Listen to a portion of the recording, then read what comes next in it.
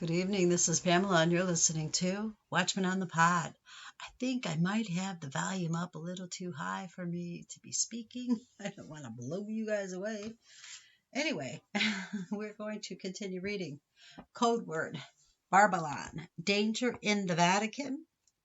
Book 1, The Sons of Laloya and Their Plans for World Domination by P.D. Stuart. These books, I was going to mention it last time I was reading, I believe, have got little notes in there from the previous reader, and I just think that's pretty super cool, actually. I mean, they really studied these out. I mean, they're throughout this book. It really is. Like on the top here, it says Anton LaVey, the Jesuits are my greatest audience, and he had wrote that up on top. And then down below it says Anthony Escobar, it is lawful science of the devil. Isn't that crazy? Just crazy. All right, anyway, so we are going to continue in our book reading. We are in chapter 6. Science acquired through the assistance of the devil. The Jesuits are both innovators in matters of faith and religion. Where their reasons are weak, their faith is strong. Courteous reader, you ask for more proof. Here it is. On March 17, 1970, a curious article appeared in the Oakland Tribune. It was a report of an interview with Anton Szandor LaVey, founder and high priest of the Church of Satan in San Francisco, and the author of the Satanic Bible. Members of the Church of Satan wear an inverted pentagram, or pinnacle, a well-known satanic symbol, with a goat head on the inside of the circle. The cover of the Satanic Bible also bears an inverted pentagram, or satanic pinnacle. The Oakland Tribune article reported that LaVey had become a favorite speaker at the University of San Francisco. When asked about his engagements at that university, LaVey proudly replied, "The Jesuits are my greatest audience." In case the reader was not already aware, the University of San Francisco is a renowned Jesuit institution of higher learning. The statement by Satanist Anton LaVey about his work at this Jesuit university is no mystery. We invite the reader to give attention to this most audacious passage found in the writings of the Jesuit scholar Anthony Escobar. In his Secret Instructions, Escobar treats us to what is perhaps the most innovative principle of Jesuitism, Roman Catholicism. It is lawful to make use of the science acquired through the assistance of the devil, provided the preservation and use of that knowledge do not depend upon the devil, for the knowledge is good in itself, and the sin by which it was acquired has gone by. Such is the effrontery of the Jesuits. Such are their nostrums. My, what intriguing doctrines these Jesuits have. These men will sell their souls on eBay. Escobar obviously knew his maxims on the science of the devil were contrary to popular norms. Contra bono mores. Oh, hold on 1 minute.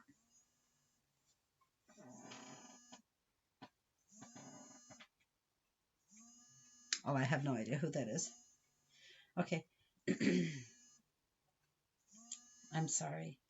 Else he would have taught them as secret instructions. Note also that Anton LaVey claimed that his goal was not so much to destroy organized religion as to supplant the belief in God with the worship of Satan. In this work, he has had plenty of support from the Jesuits. Abundant testimony will be produced to this end. We have only just begun. We shall also see later that Escobar's dictum has proved popular and long-lived. Indeed, they say, and it is most true, that the Jesuits have shown a fondness of using sorcery for centuries.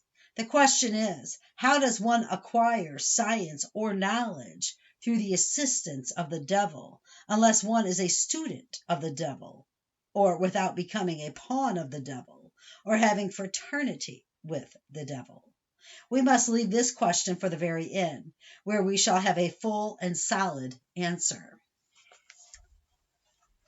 Pardon for all their sins. Perhaps the reason the Jesuits believe that it is no sin to hold such vile doctrines of lying and equivocating under oath, and making use of science from the devil, etc., is because the popes and the general council at Rome grants them a plenary indulgence and pardon for all for all their sins as long as they live. It was Ignatius Loyola, their founder, who first obtained from Pope Pius III an indulgence that, for 100 years from the formation of this order, none of the members of his society should commit any mortal sin. Are you alarmed by this? Well, it does not stop there. Their great Saint Francis Xavier, Loyola's companion, procured a further continuance of the privilege for another 200 years, so that since 1540, according to their pernicious doctrine, the Jesuits have neither committed nor could commit any mortal sin. We are left to assume that they were granted a further extension of this papal indulgence to this very present day. Kind reader, you may judge for yourself what to make of such a doctrine, sanctioned by all the popes. Further, the Jesuits are told, all things are just and lawful which are commanded by their superiors. Their maxim goes, cum finis est licitas etiam media sunt licita. When the end is lawful, the means also are lawful. Indeed, nowhere is the frightful subservience of the Jesuit better revealed than in the statement of Ignatius, the founder of their society, who commands every Jesuit to obey his superiors, whether they be wise or foolish, honest or impious, as they are God's vice-regents. For such acts of blind obedience, they are given the additional assurance not only of a sure place in heaven and in glory, but also a greater degree and measure of it than other men. We need not say much in response to these latest innovations in religion. The idea is preposterous.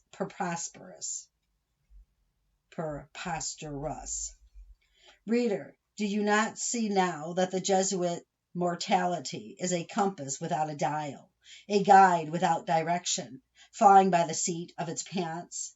The historian William Russell tells us that the Jesuits, in order to acquire and preserve power, are always prepared to propagate a system of relaxed and pliant morality, which authorized almost every action that the most audacious or crafty politician could wish to commit. As King James I so eloquently stated, the Jesuits are both innovators in matters of faith and religion, as by these instances prove. Where their reasons are weak, their zeal is strong. And not only in matters of faith, but in those of morals also, a charge for which we have given ample proof. And not just in matters of faith and morals, but also in matters concerning the devil. Someone once said, "May God curse those who harbor innovators in matters of religion." These innovative rules and doctrines are not only approved and received by the Jesuits, but are preferred by the popes and the cardinals.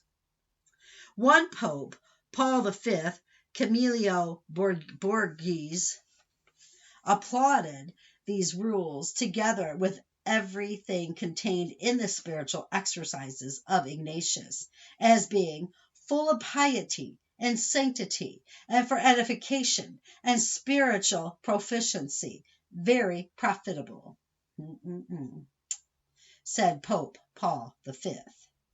It is thus that the Jesuits are emboldened to make open or secret war, to use the poison cup or the leaden bullet, organize gunpowder plots, and many other horrid conspiracies, the Jesuits being the finest connoisseurs of all such arts.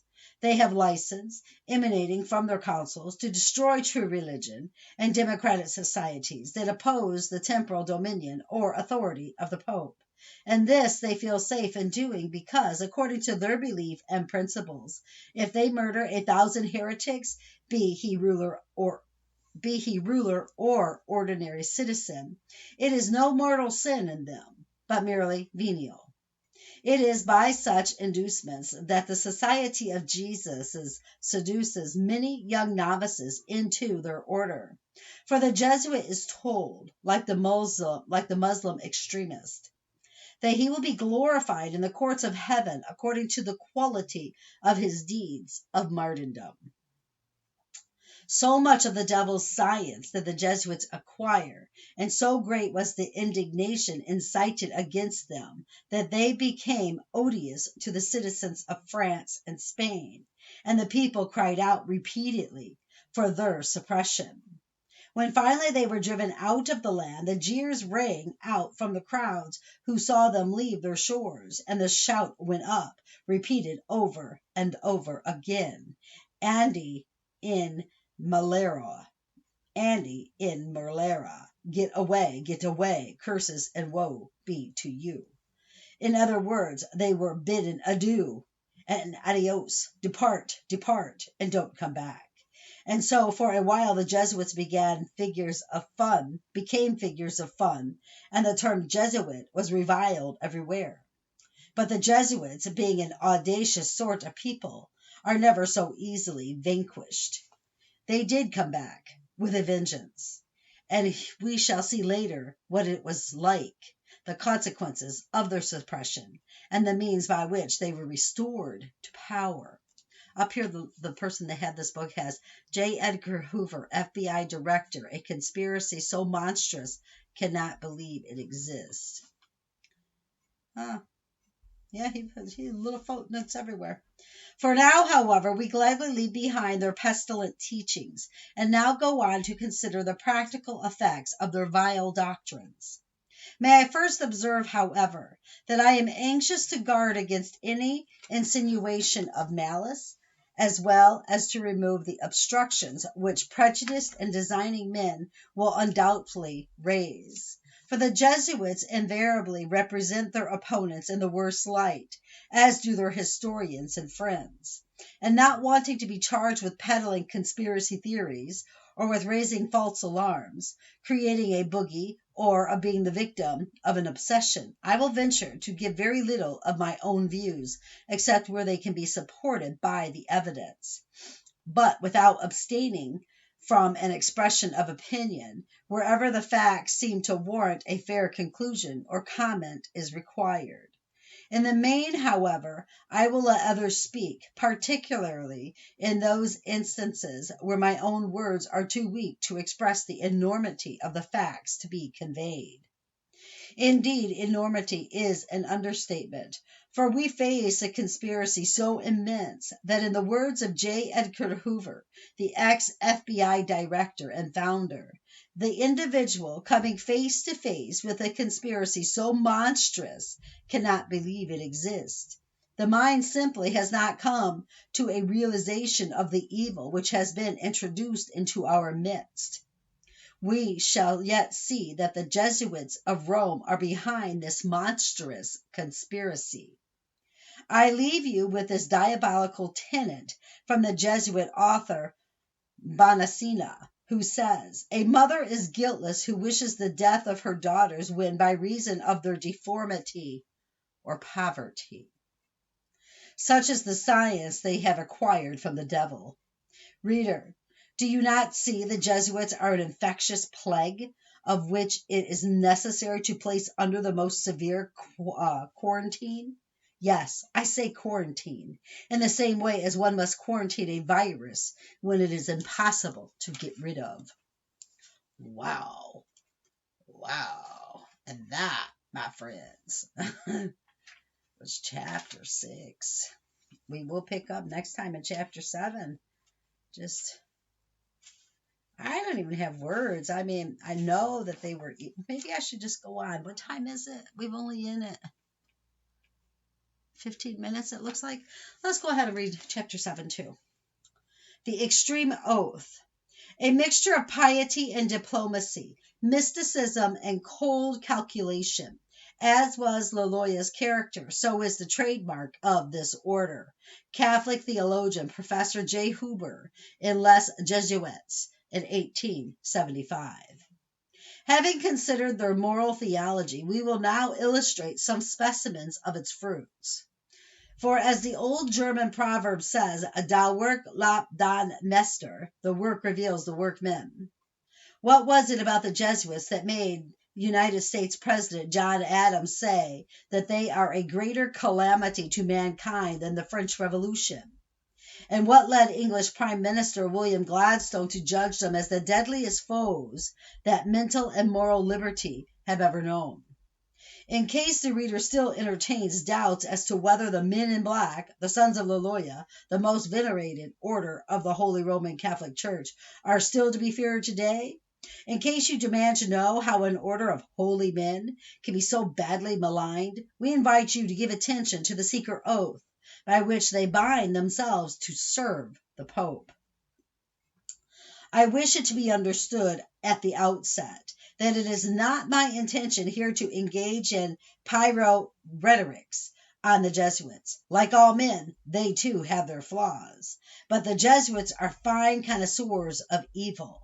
No stronger record can be found to prove this charge than in their own oath of allegiance, which through the kindness and providence of God was laid bare before the eyes of men. So repugnant are the terms of their oath, and so vicious its pledges, that I would not here reproduce it unless I believed and satisfied myself of its veracity. My conscience in this matter is eased by the fact that a large number of independent and credible sources, including several ex-Jesuits, have confirmed the closeness, if not the exact similitude, of the following oath with the one taken by every Jesuit who was promoted to a position of command. The extreme Jesuit oath of induction. According to a document found in the Library of Congress and supported by many very old books, when a Jesuit of lower rank is to be elevated to a position of command, he is conducted into the chapel of the convent of the order, where the principal and superior stand in front of the altar. One holds a banner of yellow and white, which are the papal colors, and the other a black banner with a dagger and red cross above a skull and crossbones, with the word INRI. Below these words are the Latin Istium necar regis impius, meaning it is just to exterminate or annihilate impious or heretical kings, governments, or rulers.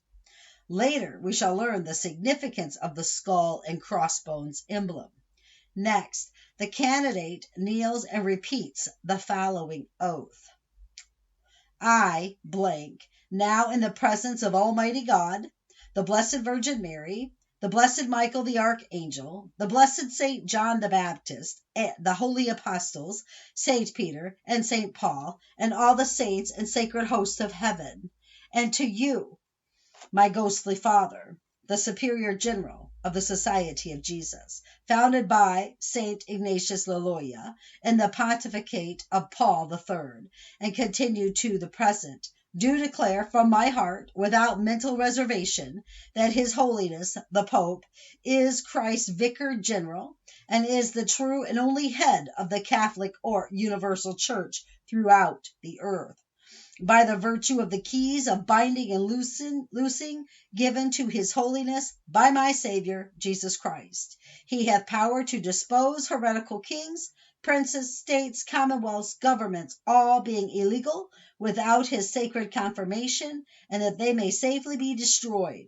Therefore, to the utmost of my power, I shall and will defend this doctrine and His Holiness' rights and customs against all usurpers of the heretical authority whatsoever, against the pretended authority and Church of England and all adherents opposing the Mother Church of Rome.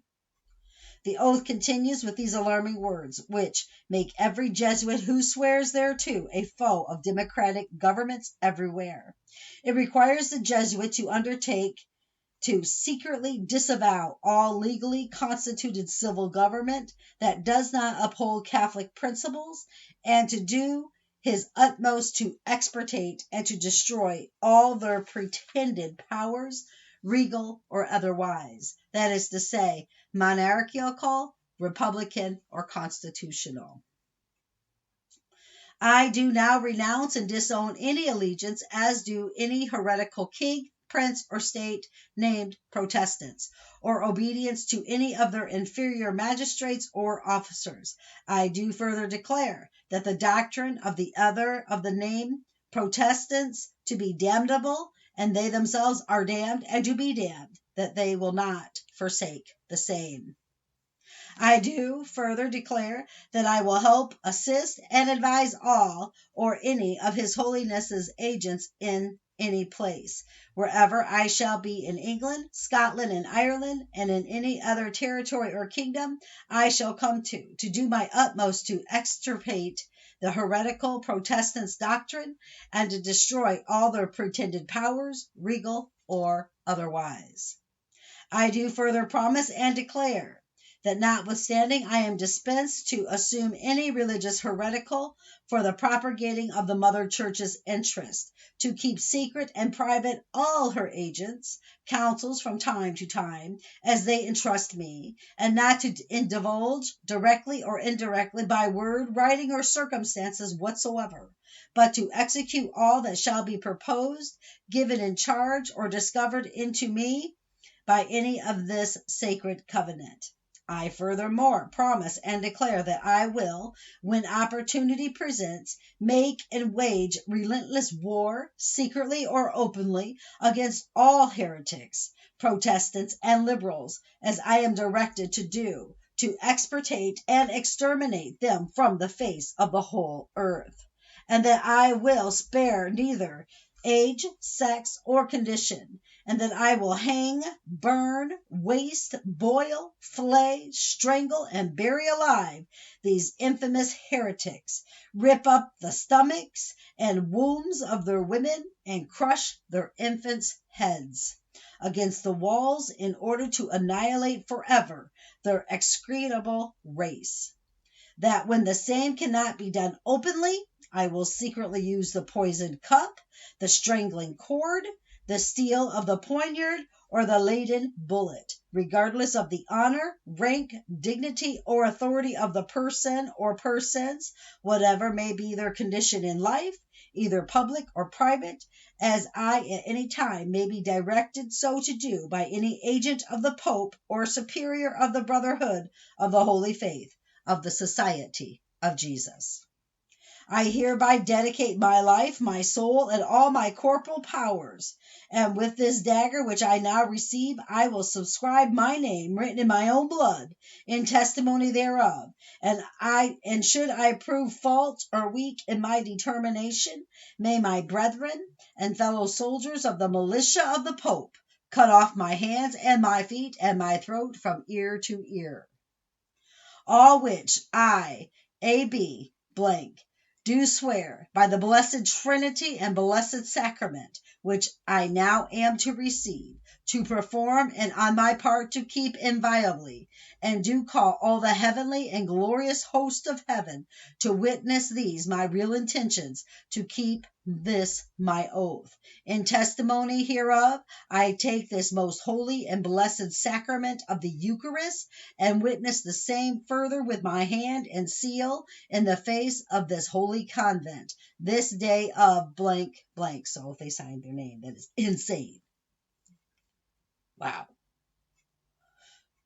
I'm going to read down here. This right here is a little footnote. It says the Jesuit Extreme Oath of Induction. The citation for all this, if the reader cares to look it up, is H.R. Rep. number 62-1523, 1913, reprinted in the Congressional Record for February 15th, 1913, pages 3215 to 3220, as recorded in the journals of the 62nd Congress, 3rd Session of the United States Congress, House Calendar number 397, in House Bill 1523, contested election case of Eugene C. Bonnewell against Thomas S. Butler, February 15, 1913. And in U.S. Congressional Record, Catalog Card number 66-43354, from which I am told it has since been torn out. Thankfully, it is faithfully preserved in T.W. Calloway's Romanism versus Americanism, New York Index Printing Company, 1923. Wow. All right. The historian A.H. Newman says of this oath, on August 15th, 1534, in St. Mary's Church at Montmartre, they, the founding members of the Jesuits, unitedly took upon themselves the most solemn vows to go, without questioning, wherever the Pope might send them. In this oath, we discover some of the most potent elements of disorder ever written, and we are assured from good authority that the oath is still their catechism. The oath reveals to the world the Jesuits for what they are, assassins and fanatics of the first rank, the adorist, craftiest, and the most intrepid of anarchists. The reader will note that this oath is taken in the name His Holiness the Pope and the Mother Church of Rome. The oath can be verified as authentic from many reliable books. It is quoted in a book by Burke McCarty, a former Catholic. It can also be found in McGavin's Protestant, Volume 2, and page 256, and in Discourse in Commemoration of the Glorious Reformation of the 16th Century by S.S. Schumacher, D.D. It can also be found on pages 89 to 91, The Jesuits by Robert William Overbury, published in London by Holston and Stoneman, 1846. A copy of the oath was preserved in the records of Congress. It used to be possible to look it up by visiting a U.S. Court of Appeals library and checking the congressional citation. The Jesuits, of course, will deny that the oath is authentic, and why should we ever expect them to admit it? After all, it is a secret pledge, and what Jesuits would be foolish enough to openly confess that he took such an assassin's oath? But whatever the Jesuits say, these facts are set out in full in the many authentic records, and thus they lend weight that no amount of objection or denial on the part of private individuals could hope to carry. Notice how often the word agents is used in the above oath. Who are these other agents? The Jesuit oath is believed to be very similar to that of the Knights of Columbus, Hibernians, and other papal secret societies, but logically they will deny it all. After taking the extreme oath cited above, the superior addresses the Jesuits as follows: "You will now rise to your feet, and I will instruct you in the catechism necessary to make yourself known to any member of the Society of Jesus belonging to this rank. You will then give and receive with him the following questions and answers. Question: From whither do you come? Answer: The Holy Faith. Question: Whom do you serve? Answer: The Holy Father at Rome, the Pope, and the Roman Catholic Church universal throughout the world. Question: Who commands you? Answer: The successor of Saint Ignatius Loyola, the founder of the Society of Jesus, or the Soldiers of Jesus Christ. Question: Did you take an oath?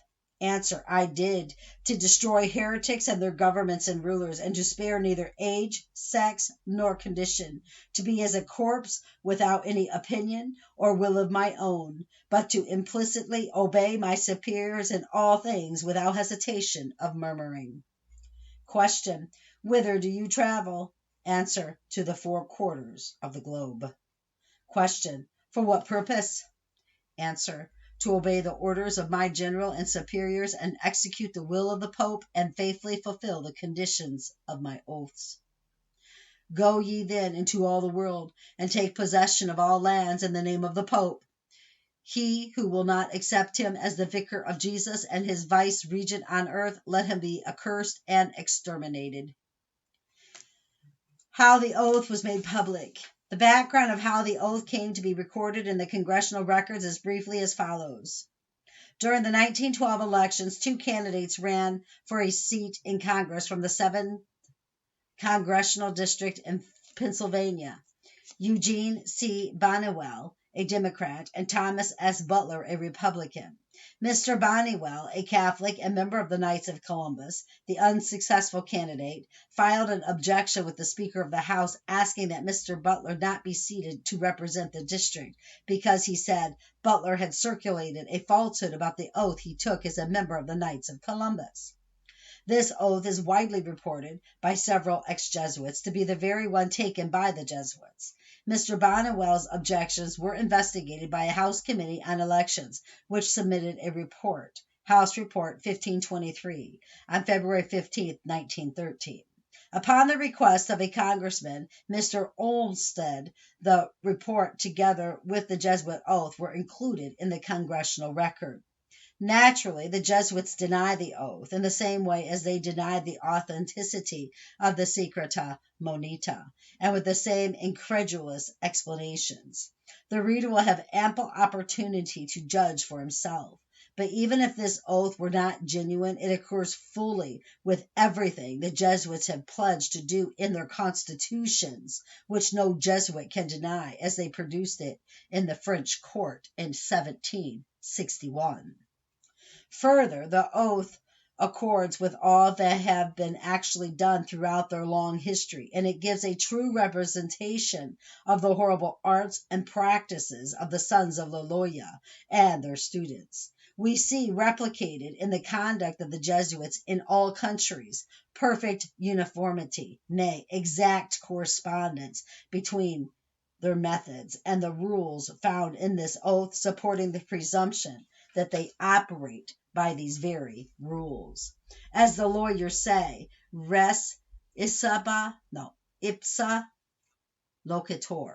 The thing speaks for itself. Instructions given before taking the oath.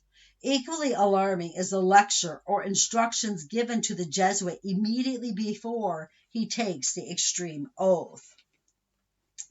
The instructions run, My son, heretofore you have been taught to act the dissembler among the Roman Catholics, to be a Roman Catholic, and to be a spy even among your own brethren, to believe no man, to trust no man.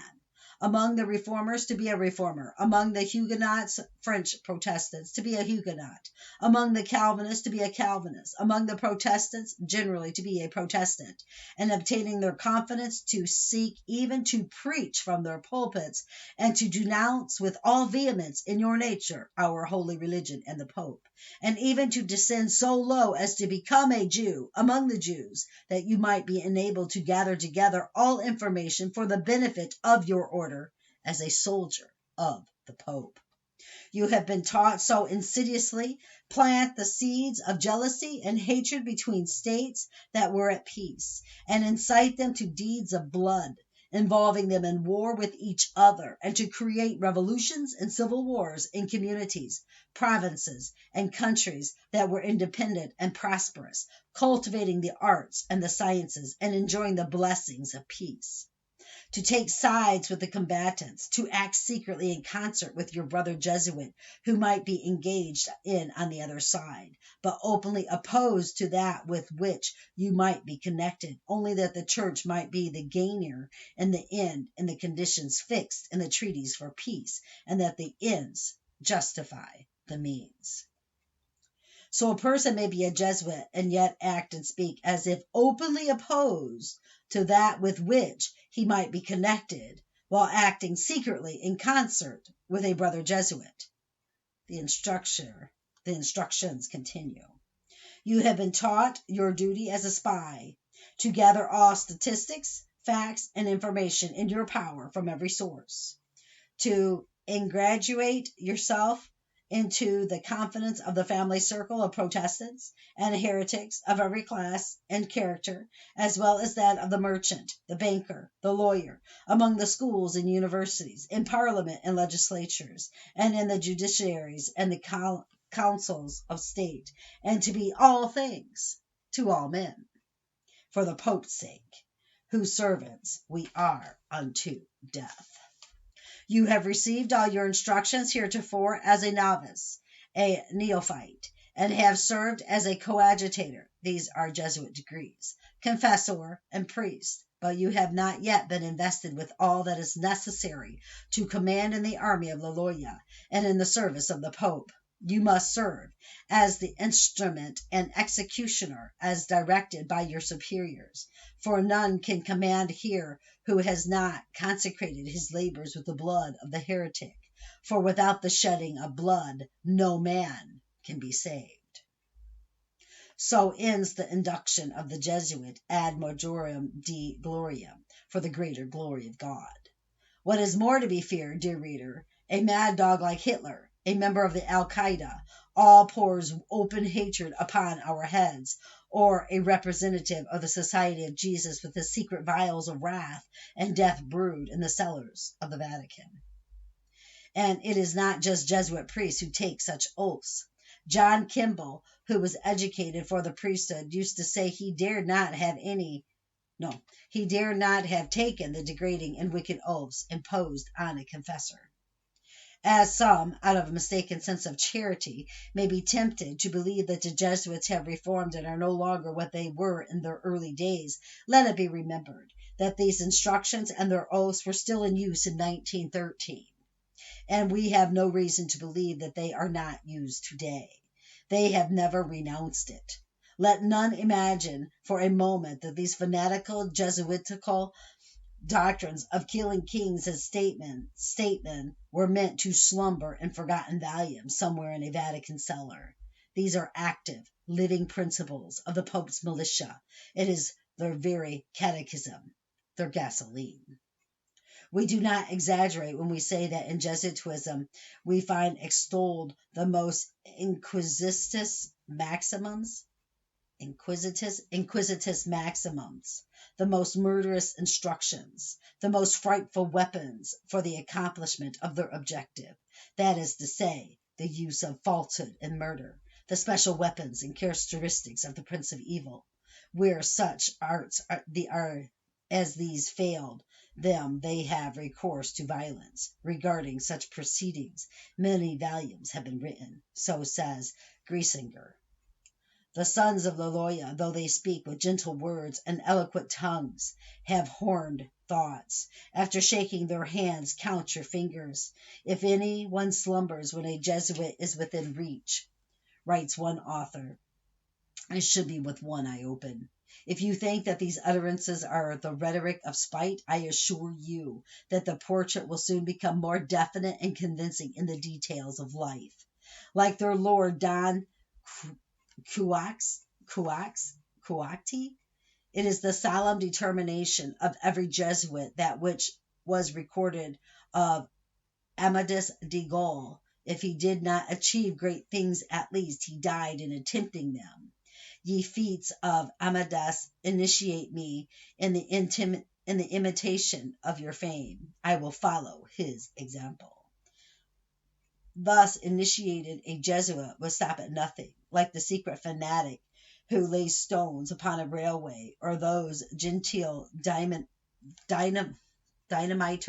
who, in 1605, attempted to blow up the English Parliament and monarchy at Westminster Hall.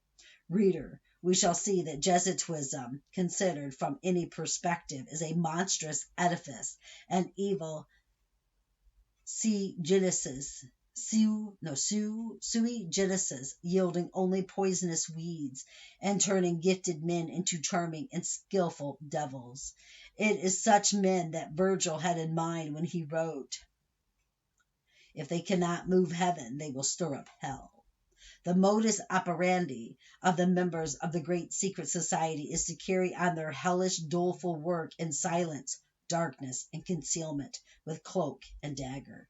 And so they will surely deny all that is said about their society. They will deny their own books. They will even deny their doctrines and bloody oaths. But I guarantee you that, apart from their bold denials, it will be impossible for them to gainsay what shall be revealed herein when we quote the originals of their letters and books, page, chapter, and verse, filleting their secret crimes, financial fraud, and laying them bare on the fishmonger's slab. In this book, there will be many things that will surprise you, much that will shock you, and some that may confuse you. But in the end, you will see the entire conspiracy revealed, laid bare, open, and naked before your eyes.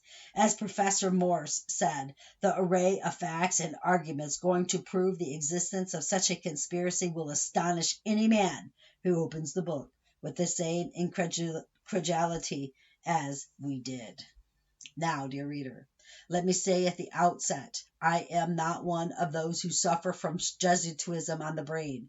I do not, so to speak, see a Jesuit round every street corner or behind every bush, not at all. Nor do I wish to malign or abuse these men. But I cannot take lightly the revelations of several former Jesuits like Roche, Arnauld, and Lyon. As Walter Walsh said, the facts against the Jesuits are so strong that they do not need the aid of abuse. Take, for example, the following, which reveal the pious wretches that these men are. Here is what one of their famed fathers wrote. You may charge your opponent with false crimes to take away his credit as well as kill him. Read next the words of Loyolas, the first Jesuit secretary, companion, Francis Xavier.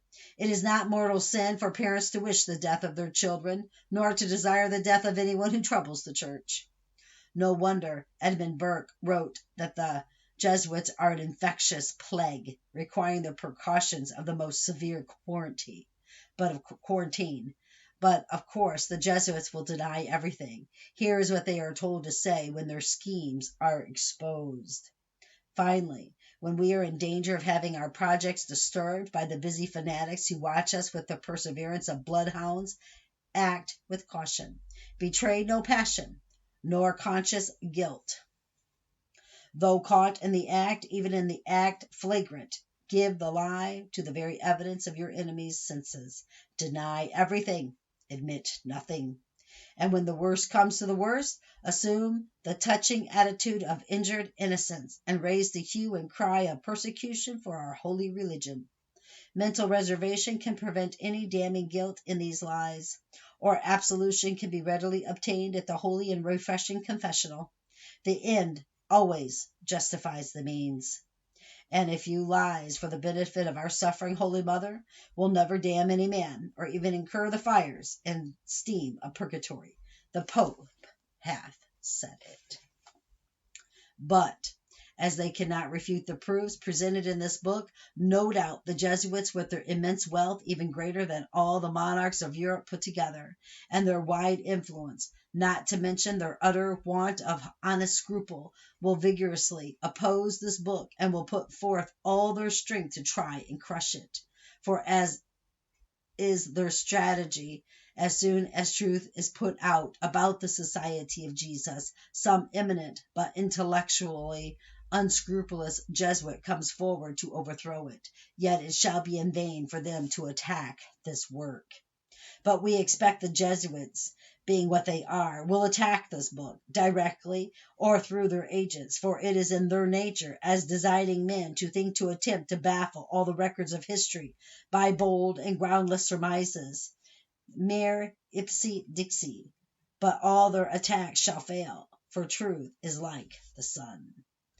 Let us now venture back in time to Ipsby, the origin and the mission of their great secret society called the Society of Jesus, an order comprising men of every sort, all of whom are full of subtle deceit and abominable deception, with all the savagery of the wolf, the rapidness of the dog, and the venom of the serpent, or as Edmund Burke called them, an infectious plague. Die, Jesuitine, Y.C. Warren. I can't say all that. The Jesuits, as they were and as they are. Wow. All right, brothers and sisters, that ends that reading for tonight. Keep your eyes on Jesus, for goodness sakes. Never take them off.